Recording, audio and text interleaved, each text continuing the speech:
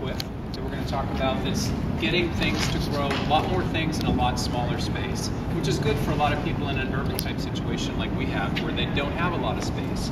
And as you can see, even in this case, we have it set up on paving, and you can also do this on grass if your soil's not great, which is what most people end up doing. You put the planter on top of the grass. So in this sheet, which we're going to go through real quickly, this is mostly just so you don't have to scribble down too many notes, you can take it home with you. We're going to start talking about some of the details. What does square-foot gardening mean? And as we look at this, this is actually an idea or a concept that was invented by a gentleman named Mel Bartholomew, and he also published this book, Square-foot Gardening. So he's kind of coined the phrase and the idea, although there's a lot of people out there doing similar things, but he's got it pretty much down to a science. This is the second or third version of the book because he's been doing this for many years, so this is sort of the current thoughts. He has a website, the link is on the sheet. There's actually two websites. There's the org.org link that I have here, which talks about this approach. And then there's a .com website that he also runs, which is sort of the commercial site for buying supplies and things like that. There are a lot of good, there's a chat component where people post things and share ideas all about square-foot gardening. So it's a great site to get to and learn more about it. But the essence of square-foot gardening, again, is a lot of things in a small space. So you can see this is a really good example of what a square-foot garden looks like. Typically it's very low, 6 inches, 12 inches high. He's gradually over the years gone lower and lower, and his recommendation, his idea again is you don't need as much soil. You have good quality soil, you can make it lower and grow most things. You can't grow everything in 6 inches or 8 inches or 12 inches. You can't do potatoes very well. Some larger crops aren't great, but most things, lettuces, I even have grown peppers, green peppers, bell peppers, things like that will grow perfectly fine in a planter just like this. And mine, in fact, and I have some pictures of what I've grown and the steps that I've gone through. Mine are a little higher, mine are 12 inches, so maybe twice as high, but still pretty low for a planter. And I like that better for tomatoes and things like that. I've had better luck because mine is actually right on top of our asphalt driveway. We had 2 car lengths, so we took the back car length away and put in a bunch of planters. I had 8 of these, 2 rows of 4. So a square-foot garden is not very deep, very low to the ground. The idea again is that you build up from bad soil or from paving, and you don't dig down and do a lot of tilling, things that a lot of people traditionally do with their gardens. There's also a lot of things you can do. You can do raised planters on tabletops for elderly people that can't stand very long. They can sit and work in a garden. So there's a lot of interesting variations on that.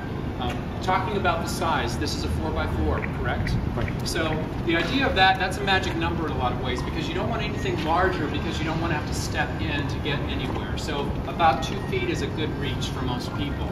So 2 feet from any side. If this was against a wall, like mine are, then I couldn't reach to the very back if I couldn't get to the side if I had a really long one. So then it would be 2 feet. So think 2 feet from your farthest dimension. That's actually pretty important because when you're tilling and planting, you don't want to be stepping and crawling on. You want to make it as convenient as you can. So 4x4 works really well if you can get all the way around it. Another important part of a square-foot garden is this grid. And this is an excellent, beautifully made grid on top of it. These are 12-inch by 12-inch squares approximately. So you can see here we have this grid laid out. And that's important because for a couple reasons. It helps plan. It helps you planning what you're going to plant and how much you're going to plant, because with this technique there are some guidelines of how many plants you put in a square based on the type of plant, that sort of thing. It also helps you to plan how you're going to schedule it. In other words, if you planted something in this square last year, you want to rotate and do different things. So it helps you organize, which is a really big thing. If people just have a large open yard and they've tilled up an amorphous shape or something, it's often hard for them to kind of figure out what they need and what they don't need. Another thing that I've learned about this technique that was kind of interesting is his concept is you should really plant something different in every square. Now, I actually break that rule a little bit because I'll do, for example, 4 radishes, all radish seeds in 4, and I have larger areas because I have a lot more planters and I do larger volumes. But the idea is if most people can do 1 planter, and that's what he really wants you to do. Find a spot, do 1 planter, and then put different things in each one. Radishes in here, carrots in here, some lettuce here, some Swiss chard there, maybe some peas along the back. That way you get a lot of variety, you don't get too much food, although if you get an abundance, of course, AFAC, the local food pantry, would love to get the donations from you.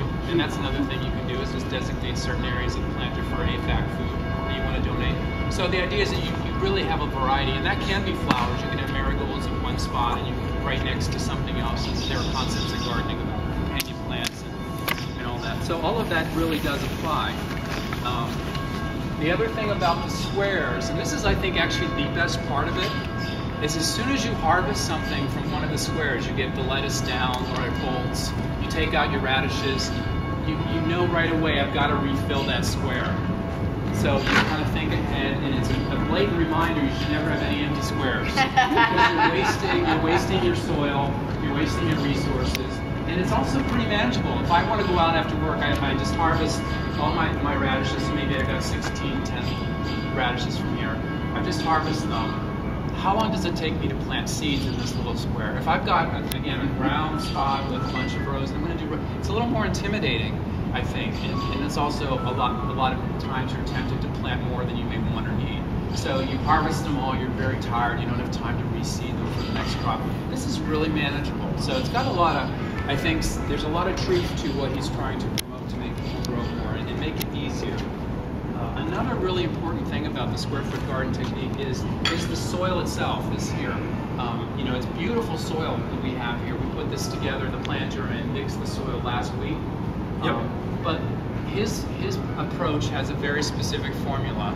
It's 1/3 peat moss, 1/3 vermiculite, and the last third is your organic matter, compost, things like that. And what it needs to be is a combination of more different types of compost you have, the better. Now, if you have a really good quality kitchen compost you make at home, which I applaud you because I'm still trying to get there. That's one of my biggest challenges, but I'm trying. Then you have a good variety because you've thrown in vegetables, you have leaf cuttings from your yard, maybe some grass without any pesticides. You have a good variety of nutrients in your compost. That's good enough.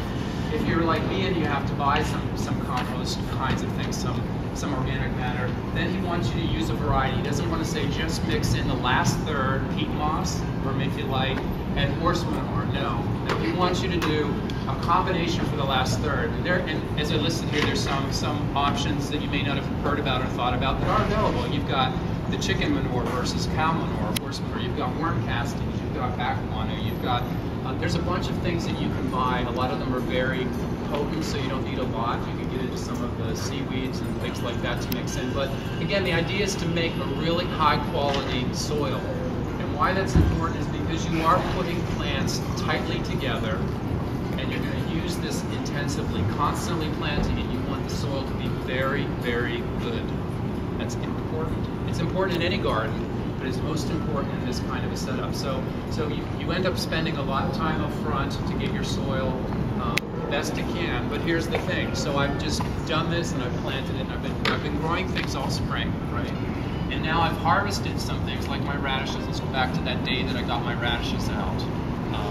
When I want to replant something in that square, the idea is that I simply add some compost mix again. So I take my trowel and I dump in a small bucket of garden compost, or a mixture of some of the things. If I still have some mix left, or make up some mix and keep it in a container, I just dig some of that into the soil and then I seed. So it's very, very easy. And you handle that square by square by square. You never say, I'm going to harvest everything and then I have to redo all the soil, unless you do all one crop. But the idea is to keep it small and compartmentalized, and planting is easier, planting is easier, harvesting is easier, all those sorts of things. So the soil is really, really important. The tight planting also helps keep weeds to a minimum, which I've really found to be true. The challenge for me personally, it's kind of hard to explain, is I tend to put things in very tightly like he recommends, maybe even a little tighter. And I have to actually prune some of my garden, my vegetable plants, like my eggplants and things, because they just get so big that they push each other around. And I end up doing a little pruning in my vegetable garden that I never thought I would do, which I'm used to doing with perennials and things, but not with vegetables. So it's sort of an embarrassment of riches. Things grow so well that you sometimes have to kind of cut them down, trim them back a little bit to get what you need to happen. As I noted down here, I'm toward the bottom of the sheet right now.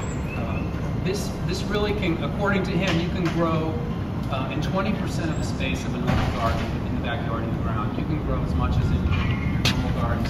So 5 of these equals your normal yard garden in terms of the yield. So that's really important. Getting more from a small space is good because it also gives you more opportunity to locate your garden in better spots. What I mean by a better spot is you want someplace obviously that's sunny, right? You want someplace that gets good sun, but you also want someplace near where you're gonna be, where you can see from the window, where you're gonna walk from the car to the house, right outside the back door, maybe somewhat near your trash can so you're constantly going in and out of the house. So the idea is if you can create a garden in a small space, you have more flexibility of where that small garden goes. And I think that's kind of interesting too.